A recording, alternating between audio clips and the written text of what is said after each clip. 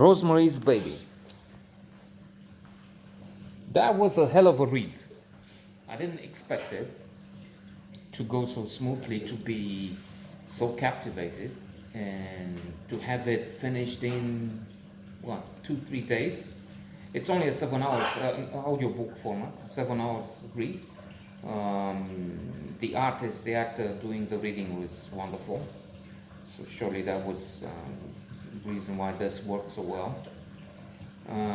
It encouraged me to try and stick to this, books that keep me going, because for various reasons, mainly connected to myself, idleness, lack of concentration, whatever, I find that there are books, Persuasion, the last one, which I have to read and then return and then have read to me. I mean, I'm speaking audio form. And I still lose it, and then I put the same chapter again, and then still only 2 sentences left in it. So, and that's taking the whole book should be, let's say, 15 hours. But it takes 20 days and 100 hours, going mostly on empty. And that's not efficient, and that's not working. True, there's this notion, like now this morning, last night, I was trying Barchester Towers, Anthony Trollope, but it doesn't seem to be anywhere near Rosemary's Baby. It's also true, I do some of that while trying to joke on the way to a lake near here. So it's with traffic, I have to watch cars, and then I'm not Napoleon. Napoleon supposedly could do perfectly well 2 things at the same time. It seems I can't watch 4 cars and hear what the Bishop of Barchester, whatever, is doing. Returning to Rosemary's Baby. I've seen the movie. I know things surrounding the innuendo, the gossip, not just gossip, what happened, and according to one involved in the project. So this also helped. I knew the story, what's happening. Well, it's still a question of seeing the differences between the book and the adaptation. Ira Levin was another argument. I've read Kiss Before Dying, and that was one of the best books I've had in my hand. Wonderful, kept me going. It is intriguing, captivating, challenging, thought-provoking, in that it can be read interpreted in various ways. I think one would be simple. Okay, a bunch of lunatics want to get this baby, Rosemary's Baby, and they're into devil worship. Hail you, Adrian, or well, Andrew, we'll see what the name is.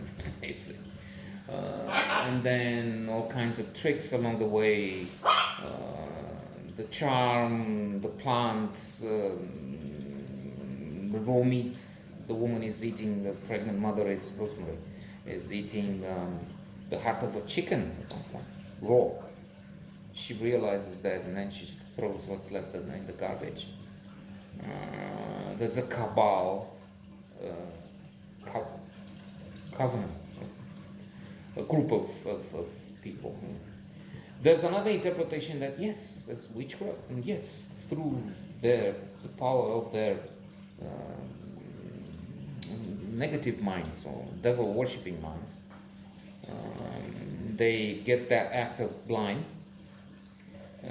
Using his tie, they change ties. Guy Woodhouse, married to Rosemary Woodhouse, and with the help of that tie and their imprecations and the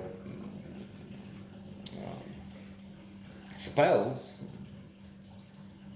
invoking Satan, They make the actor who was competing with Guy blind, and so he gets the jobs and he gets a promising and eventually successful career.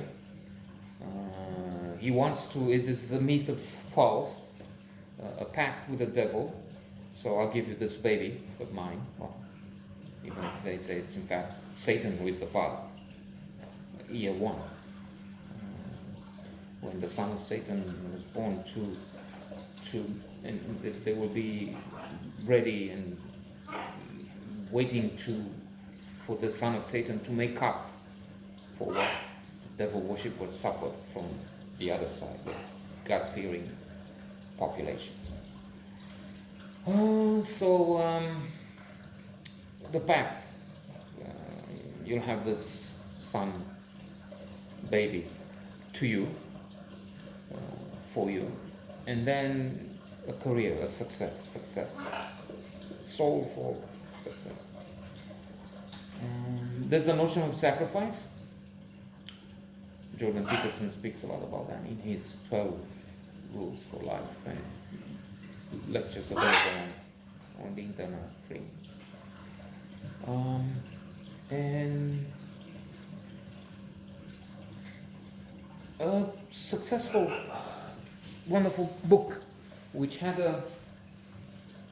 an interesting, successful adaptation, one of the best movies ever made.